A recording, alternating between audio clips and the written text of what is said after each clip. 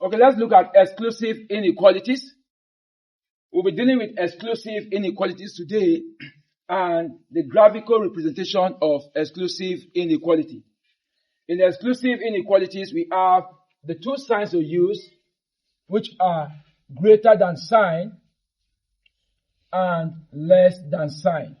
So once you see any mathematical expression or term having this sign or this other sign, such kind of inequality is referred to as exclusive inequalities. So we'll be dealing with exclusive inequalities and how to represent them graphically. So let's have the first problem written down. X greater than 5. This is exclusive inequality. X is greater than 5. X is greater than 5. This shows that 5 will not be a number contained in X. Why?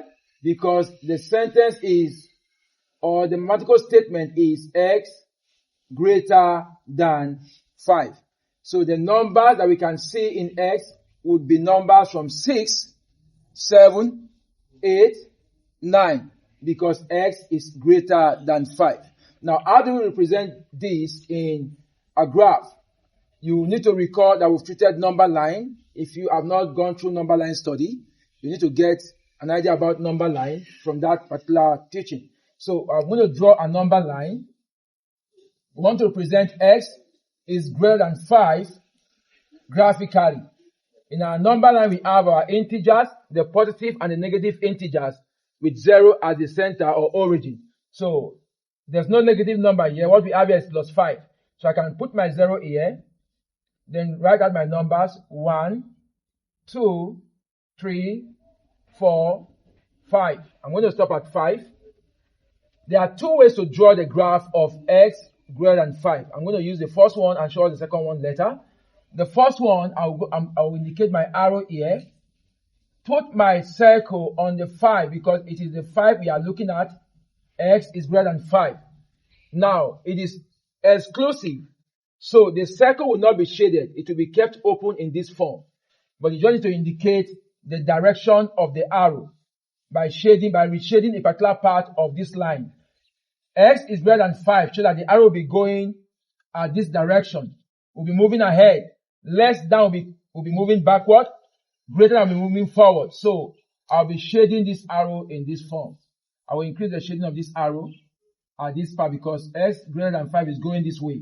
Another way you can write the graph is draw the number line, number 8, like I did up there, 3, 4, and 5. Put your circle on the 5, then just show your arrow on that circle you've drawn. That is X greater than 5. Remember, it is called exclusive. That is why the circles are not shaded. They are kept open. So this is a graph for X greater than 5. Let's quickly run through one example before we end up this class. Let's take a different example. Y is less than minus 4. Y is less than minus 4. That is how it is read. Y is less than minus 4. That is the reading. But how do we show that graphically? Draw your number line. That is a negative number, so I can put my 0 at this point to have a space where I'll write my negative integers.